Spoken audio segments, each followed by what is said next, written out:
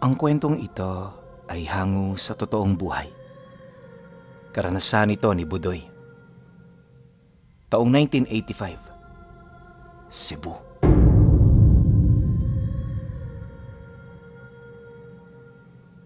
Noong mga panahong ito, anak ng isang manggagamot si Budoy. Nakatira sila noon sa isang maliit na baryo malapit sa bayan ng Cebu na matatagpuan naman sa isang liblib na lugar. Karamihan sa mga naninirahan dito, pawang magkakamag-anak o hindi naman kaya'y magkakadugo. Paano ba naman kasi, isang angkan lang ang nagtatag ng baryong yon. Dahil dito, lahat sila magkakaugnay sa bawat isa. Subalit kahit ganoon ang sitwasyon nila, aminado pa rin itong sila Budoy na hindi sila magkakasundo. Minsan nga kapag nag-aaway sila, parang nakakalimutan nilang kadugo nila ang kanilang kalaban. Hindi lang rin basta-bastang pagtatalo ang nangyayari, gawa ng ginaganap nila ito sa pamamagitan ng subukan ng karga. Bawat isa sa mga tao sa baryo, nagtatangan ng lihim na karunungan. Mas nananaig doon ang kaliwa, kaya hindi niya maipagkakaila na marami sa kanyang mga kakilala ang talaga namang ubod ng sama. Katunayan kahit ang kanyang ina, gumagamit ng itim na mahika para makapanggamot sa mga kadugo nila. Araw-araw ding magulo sa kanilang baryo, na para bang ang pag-aaway, inggitan sa kung anong meron ng iba, naging normal na lang. Hindi lang yon, marami rin sa kanilang mga kadugo ang namamatay kapag napapasok sa ganoong kaguluhan.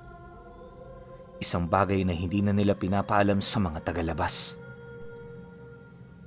Pagtatapat pa niya na, marahil isa yon sa mga dahilan kung bakit bibihirang mga tagalabas lang ang dumadayo sa kanilang baryo. Nakakalungkot mang isipin, alam niya sa kanyang sarili na mas mainam na ito kaysa may madamay na ibang tao. Sa loob ng ilang taon nila roong pananatili, hindi niya maipagkakailang marami na siyang nasaksihang karumal-dumal na bagay. Ang mga pagpatay, normal na lang yun sa kanya, maging ang pagsilay sa mga kadugo niyang may kakayahang magpalit ng anyo. Akala nga noon ni Budoy, tatanda na siya sa mga ganoong kaganapan, pero lingid sa kanyang kaalaman, may darating palang pagsubok na magbabago sa tadhanang kanyang tinatahak. 3 buwan bago sumapit ang Setyembre, kumalat ang balita sa kanila ukol sa mga dayuhang pumupunta sa mga liblib na lugar sa Cebu. Binubuo ito ng 11 katao at base sa balita, hindi malabong mapadpad ito sa kanilang lugar. Dahil sa mga ganoong agam-agam, agad namang naalarma ang bawat isa sa kanila. Marami ang nagbigay ng sarili nilang opinyon ukol dito, pero naniniwala ang nakararami, hindi yun magiging maganda para sa kanilang pamumuhay. Dagdag pa ng mga ito na, kinakailangan nilang makahanap ng paraan para mapigilan ng banta sa kanilang lugar. Nang marinig naman ito ng namamahala sa kanilang lahat, agad naman itong nagpatawag ng pulong. Lahat ng namamahala sa bawat pamilyang naroon, nakiisa sa nangyayaring pagpupulong na naganap noon ding mismong gabi.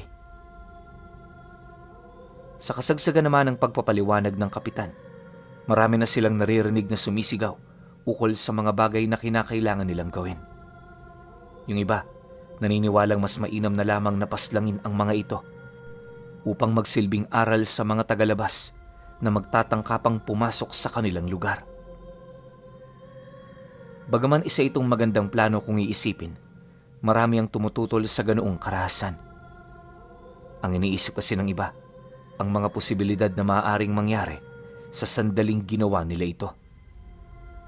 Nabanggit din ng iilan na makapangyarihan ang mga tagalabas na manggagamot, kaya hindi sila maaaring magpadalos-dalos sa kanilang mga hakbang. Konting pagkakamali lang, tsak na ituturing na silang kalaban ng maraming bilang ng tao. Siyempre ayaw naman nilang mangyari ito, dahil paniguradong sa lahat ng aspeto, talo ang kanilang angkan. Babala pa ng iilan na, mas magandang pakisamahan na lamang ang mga taong yon kaysa gumawa pa ng mga bagay na sa bandang huli ikakapahamak lang din ang kanilang lahi. Nang marinig naman ito ng kapitan ng barangay nila, tahimik lang naman itong nakinig sa lahat ng mga pag-uusap. Ilang minuto pa ang lumipas, bigla namang natigilan ng lahat nang biglang tumayo itong si Budoy, sabay wika sa mga ito ng, "Hindi natin sila pwedeng papasukin dito. Ang pinakamaganda nating gawin, iligaw sila habang nasa malayo pa. Papayag ba kayong pumasok sila rito na wala man lang tayong ideya sa kanilang mga pagkatao? Kung ang mga taga-bayan nga, hindi dito pumapasok ng basta-basta, sila pa kaya? Huwag kayong masindak sa kung anong meron sila. Tandaan ninyo, baluwarte natin ang mga lupang sakop ng baryo." Nang marinig naman ng lahat ang kanyang sinabi, agad naman siyang naging sentro ng usapan. Si Budoy kasi pinuno, bibihira lang itong magbigay ng sariling opinyon. Ngunit kapag nagsalita na, paniguradong may punto at basehan. Nakagawian na rin ng marami ng pakinggan ang kanyang mga payo, lalo na't hindi rin basta-basta ang pamilyang kanyang pinagmulan. Hindi man kasi sa pagmamayabang, pero ang ina nitong si Budoy ang patuloy na kinikilala sa lugar nila bilang makapangyarihang mambabarang at manggagamot. Kabilang din ito sa tagapayo, lalo na kung may mga nangyayaring kaguluhan na hindi na kayang pigilan ng bawat pamilya. Ang mga salita kasing nagmumula sa bibig ng nanay niya, sapat na para masindak ang mga kadugo nila. Marami rin ang nagsasabing minana niya ang ganoong kakayahan, kaya lahat ng mga kababaryo nila nakikinig talaga sa kanya. Isa rin yun sa mga rason kung bakit sa tinagal-tagal na nila sa lugar na yon, dadalawang pamilya pa lamang ang kanilang nakaaway. At ang pamilyang naglakas loob na kumalaban sa kanyang ina, ilang dekada nang nakalibing sa lupa. Hindi rin basta-basta ang pamilyang natalo nito sa kadahilan ng sinusunod yon ng kanilang mga kadugo. Dahil sa kanyang pagsalita, pansamantala roong nabaling ang atensyon ng kapitan ng barangay.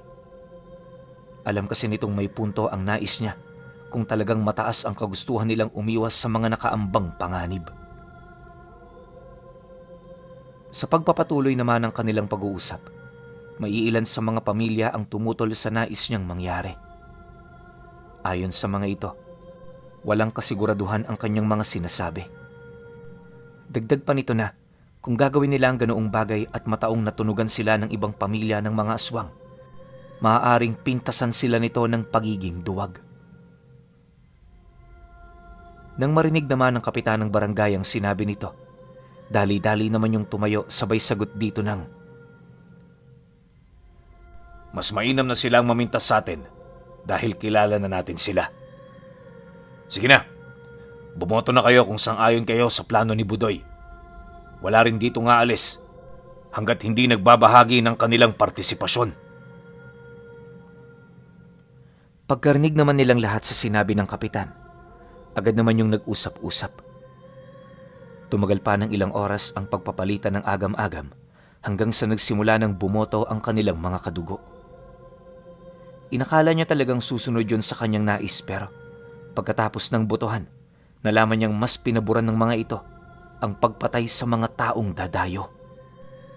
Sa isang iglap, nakaramdam siya ng matinding pagkabahala. Nang akmang matatapos na ang pagpupulong, sinubukan niya pa noong kausapin ang kanyang ina para tutulan ang desisyon ng marami.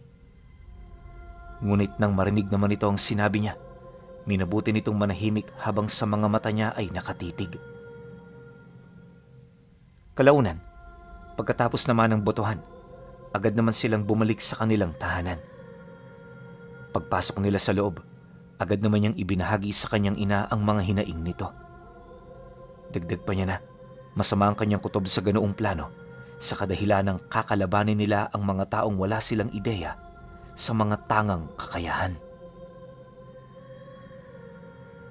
Dagdag pa niya na medyo dehado ang kanilang sitwasyon sa pagkakataong yon, lalo pat maaaring grupo ng mga mandirigmang antingero ang pupunta. Nang marinig naman ito ng kanyang ina, tumawa lang naman ito. Pagbaling nito ng titig sa kanya, mariin naman siya nitong inabisuhan na labas na ito sa kanilang problema. Pagtatapat pa nito na wala silang ibibigay na tulong sa mga kadugo nila, gawa ng kontra sila sa ganoong plano. Kung may mangyari man, wala silang obligasyon na makialam. Ito ang tatandaan mo, Budoy. Kahit anong makita mo at kahit na anong marinig mo, palagpasin mo lang. Bahala sila sa mga buhay nila kung ayaw nilang makinig. Sa bandang huli, sarili lang din naman nila ang inilalagay nila sa panganib. Basta tayo mananatili sa bahay na ito, anuman ang mangyari. Nang marinig naman niya ang sinabi nito, agad naman siyang nakaramdam ng kapanatagan sa kanyang sarili. Hindi niya mawari pero sa puntong yon ramdam niyang nagsasabi ng katotohanan ang kanyang ina.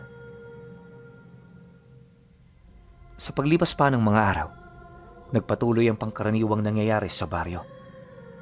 Kahit may paparating na banta, marami pa rin sa kanilang mga kadugo ang hindi maiwasang mainggit sa kung anong meron ang iba sa kanila. Dahil sa ganoong sitwasyon, malimit ang pagtatalo at pagpapatayan.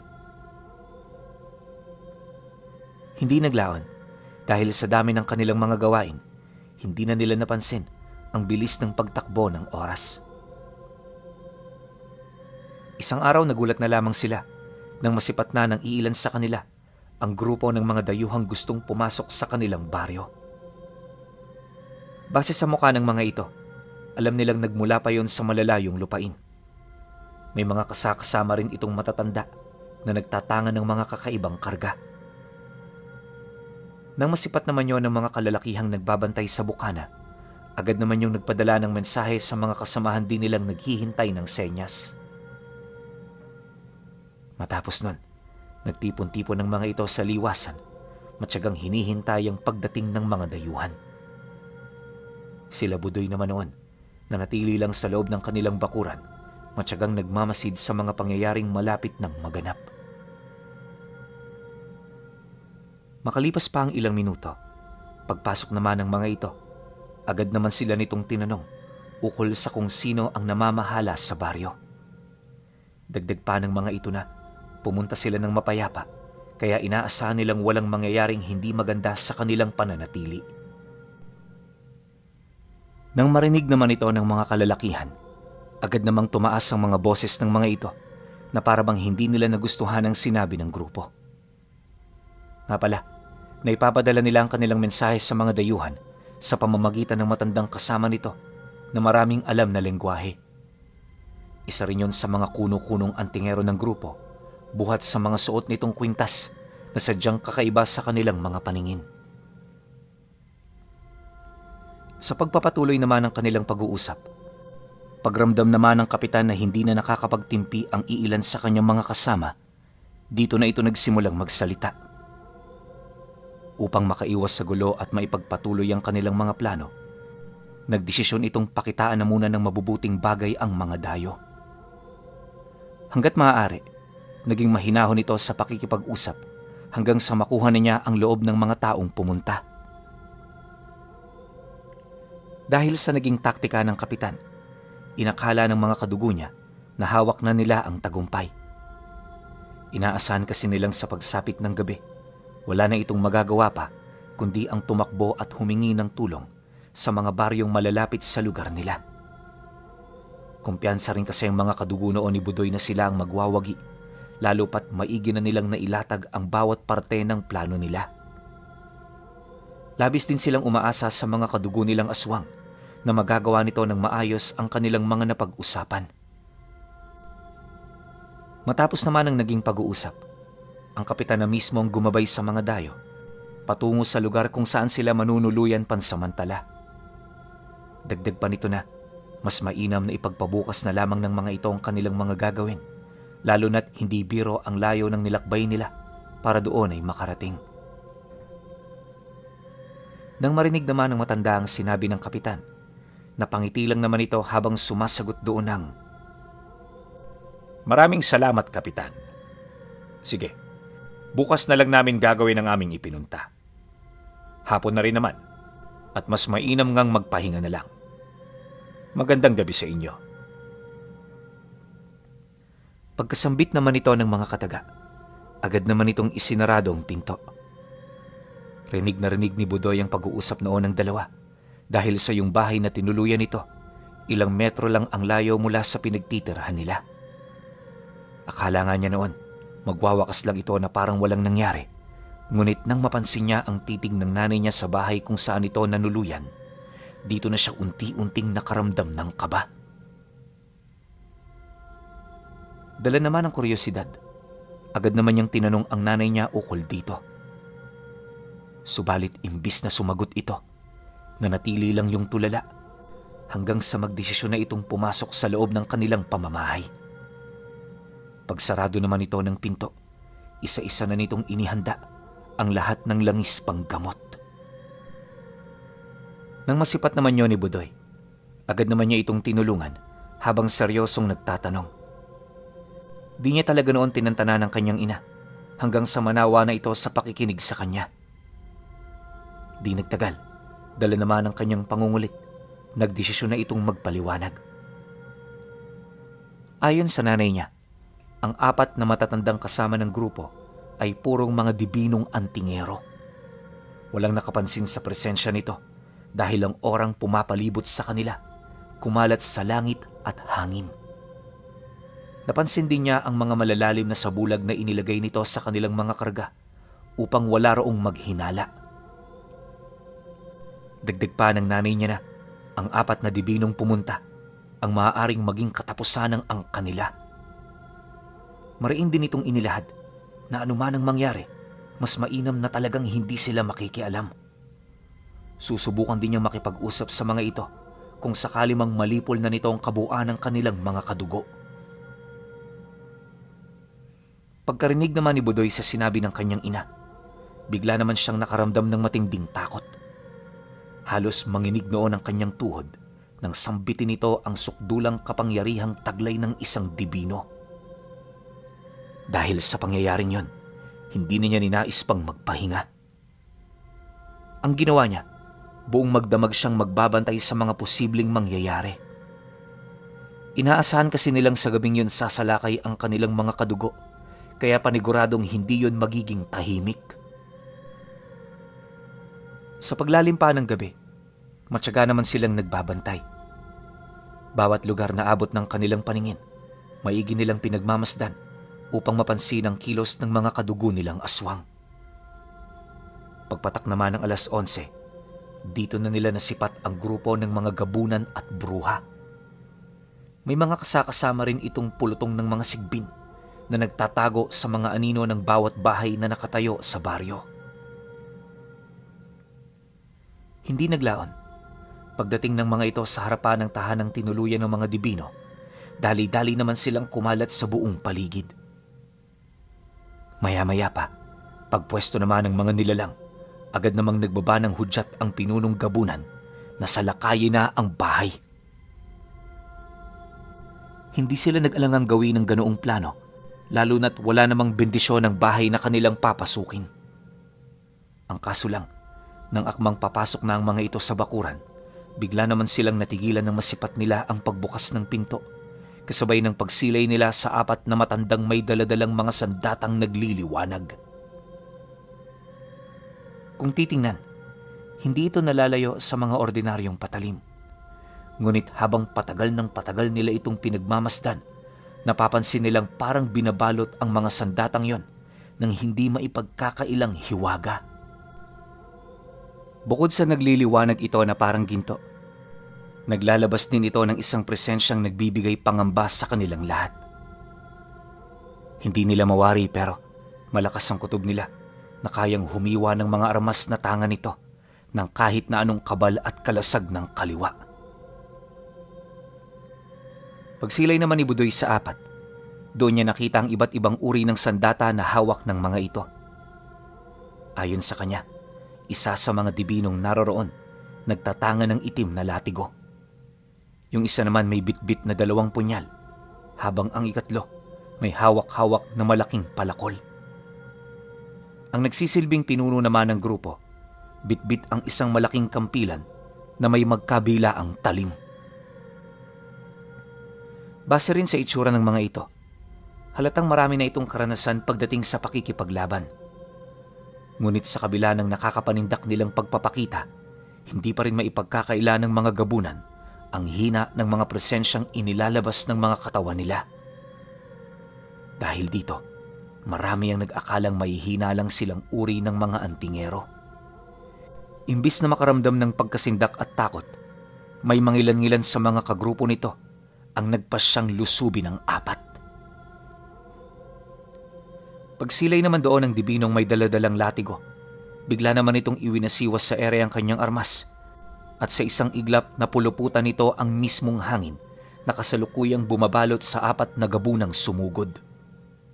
Pagpulupot ng hangin sa kanilang mga katawan, para silang mga batong sapilitang ipinagdikit. Nang mapansin naman ito ng dibino, ngumisilang naman ito habang buong puwersang ibinabalibag sa lupa ang mga gabunan. Paglagpak naman nila, hindi na ito nakatayo pa dahil lahat sila nagtamo ng matinding pinsala. Pinsala na halos ikamatay ng 2 gabunan na napuruhan sa atake. Nang masipat naman ito ng gabunang namumuno sa lahat, bakas sa mukha nito ang matinding pagkagulat.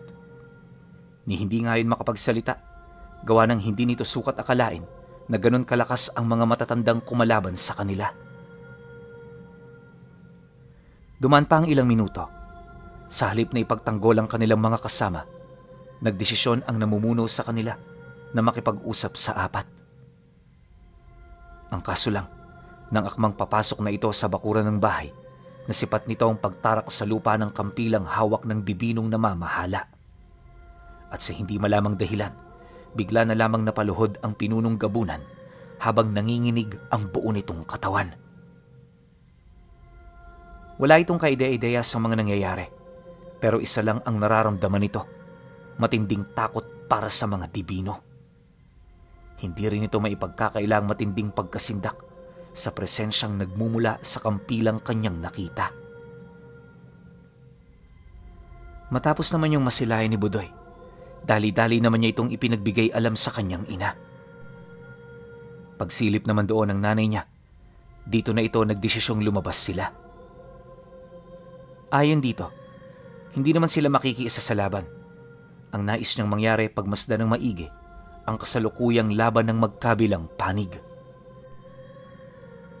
Nang marinig naman ito ni Budoy, agad naman siyang kumuha ng mauupuan para maging komportable silang dalawa sa pananatili nila sa labas ng bahay. Sa pagdating naman nila sa labas, nanatili pa ring nakaluhod ang pinunong gabunan habang pinagmamasda ng 4 na dibino. Dala naman ng pagkagulat ng mga kasamahan nito, pansamantalang naantala ang pagsasagawa nila ng kanilang mga plano. Maya-maya pa, pag-angat naman ng dibino ng kampilang itinarak nito sa lupa, doon pa lamang nagkaroon ng lakas ang tuhod ng pinunong gabunan. Nang akmang tatayo na ito, agad naman yung tinulungan ng mga kasamahan nitong nasa malapit para makalayo. Pagdating naman nila sa ligtas na pwesto, dito na ito nagsimulang magtanong ukol sa mga nangyari. Nais mang umamin ng pinunong gabunan ng kanyang karamdaman, pinili niyang ilihim ang lahat upang hindi ito makaapekto sa kasalukuyang sitwasyon ng kanilang grupo. Ang inisip na lamang niya, nananatili pa rin ang kalamangan nila dahil sa mga kapatid nilang bruha at mga mangkukulam. Humingi na rin siya noon ng tulong sa mga mambabarang upang subukang lituhin ang 4. Nang may sakatuparan na ito ng nilalang, bigla naman yung umangil ng malakas habang nagwiwika sa lahat ng mga kasama nito ng, "Huwag kayong panghinaan. Ang mga nakita nyo kanina, pawang bunga lang ng mga bitag na ikinalat nila. Hindi sila rito makakalabas ng buhay. At kahit gaano mang katindi ang magiging sakripisyo, handa ko yang gawin para lamang tayo ay magtagumpay." Nang marinig naman ng mga gabunan ng sinabi nito, agad namang nanumbalik ang pag-asang minsang nawala sa kanila. Walang sabi-sabi, sabay-sabay naman yung umatungal para makaipon ng sapat na galit na papatay sa kanilang mga takot at magiging langis ng kanilang mga kapangyarihan. Pagpalit anyo ng mga ito, agad namang sumugod ang lahat ng sigbing kanilang dinala. Dahil sa dami ng mga nilalang na yon, parang nilalamo ng anino ang liwanag na nagbibigay ng buwan. Sa pagpasok naman ng mga sigbin sa bakuran ng bahay, dito na sila ni Budoy, ang pag-usal ng dibinong may hawak-hawak na palakol. Paghugot nito ng puwersa mula sa langit, agad niya yung inihip sa kanyang armas, sabay wasiwas nito, dahilan para mabuo ang mga liwanag na kasing talas ng talim ng kanyang armas. Sa dami ng kumawalang liwanag sa hawak nitong palakol, walang kahit isang sigbin ang nakaligtas. Bawat isa rin sa mga nilalang, kung hindi nagkagutay-gutay ang katawan, nahati sila sa dalawa. Matapos naman yung may isa katuparan ng dibino, nagpatuloy naman ang pagsugod ng mga gabunan na parabang hindi ito nakakaramdam ng pagkatinag. Paglapit naman ng mga ito sa kinaroroonan ng apat, dito na nagsimulang kumilos ang dibinong may hawak na punyal. Ayon sa kanya, itinaas lang nito ang kaliwa nitong paa, tapos tumalon ito ng 3 beses. Nang magawa niya ito, para itong abo na sumabay sa ihip ng hangin. Sa isang iglap na wala ito bigla, na ultimo ang presensya nito, hindi masagap ng matatalas na pandama ng mga gabunan. Maya-maya pa, nagsimula nang bumagsak ang iilan sa mga nilalang dahil sa pagtarak ng punyal sa iba't ibang bahagi ng kanilang mga katawan. Nang mapansin naman ito ng pinunong gabunan, agad itong humingi ng tulong sa mga mangkukulam para hanapin ang kinaroroonan ng dibino. Ang kaso lang, maging ang mga mangkukulaman, wala ring nagawa para mapigilan ng ganoong uri ng abilidad. Imbis din na matukoy nila ang kinaroroonan nito, napabilang din sila sa mga pangunahing biktima ng dibino. Sa loob lamang ng ilang segundo, isa-isang nagsibagsakan ng mga mangkukulam hanggang sa wala nang matira sa kanila. Ang mga bruha naman, bigla na lamang napugutan ng ulo. Dahil dito, tuluyan ang nanumbalik ang pagkasindak ng mga natitirang gabunan. Ilang minuto pa ang dumaan. Wala na rin yung nagawa, kundi ang umatungal, senyales ng paghingi nila ng tulong sa pangkat ng kapitan. Taliwas sa mga gabunan, hindi rin pangkaraniwang lahi ang kinabibilangan ng pangkat ng kapitan. Sa kanilang baryo kasi, ito ang mga tinaguriang mandirigmang aswang dahil sa kanilang anyo at sa lakas ng kanilang mga pangangatawan. Kapag nagpapalit anyo ang mga ito, hindi sila nalalayo sa wangis ng mga taong lobo. Ngunit sa lahat ng lahi ng mga aswang, kabilang sila sa may mga matataas na antas ng lakas at tibay ng mga kabal at espiritual na kalasag. Pisikal na kumbate rin ang pinaka-espesyal ng mga ito, sa puntong kaya nitong pumatay ng mga antingero ng mano-mano. Nang marinig naman ang pangkat ng kapitanang atungal, agad naman yung kumilos. Segundo lang din ang kinakailangan nitong bunuin para marating ang lugar kung saan naroon ang kanilang mga kasama. Pagdating naman nila, bumungad sa kanila ang malabundok na tumpok ng mga labi ng kanilang mga kadugo. Bawat isa wala ng buhay dahil sa matitinding pinsalang kanilang natamo.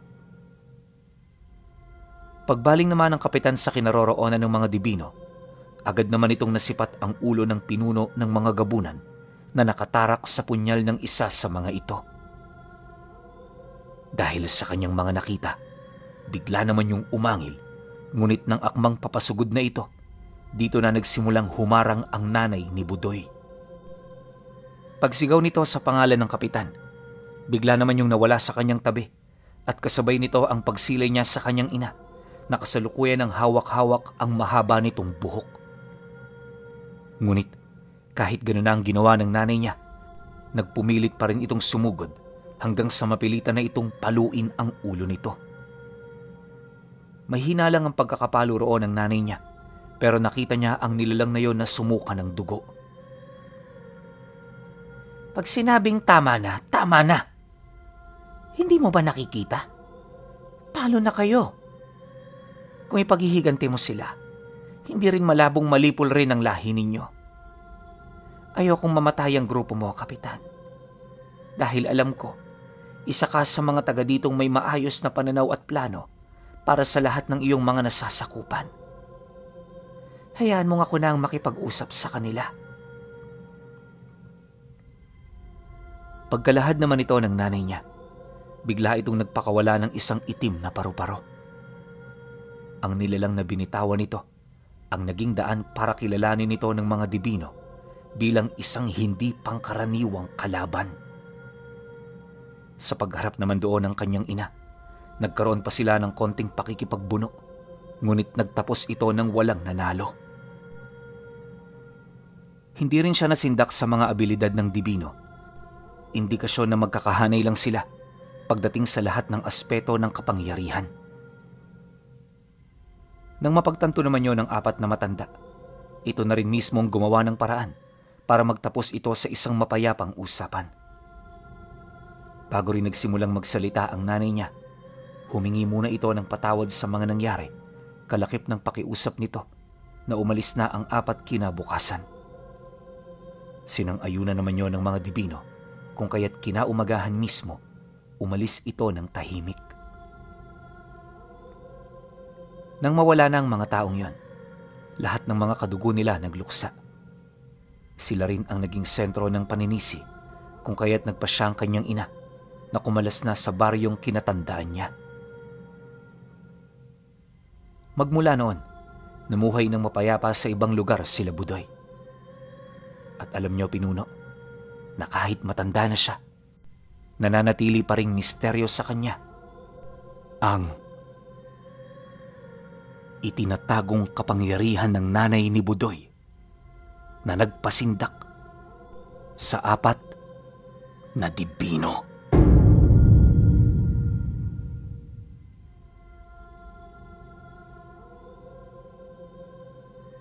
Grabe. Ngayon lang ako nakarinig ng nasa panig ng kaliwa. Tapos apat na Dibino na yung nagtulong-tulong pero hindi pa rin nagawang magapi. Sobrang angas ng nanay mo, Budoy. Bukod pa ron, mabait din. 'Di ba?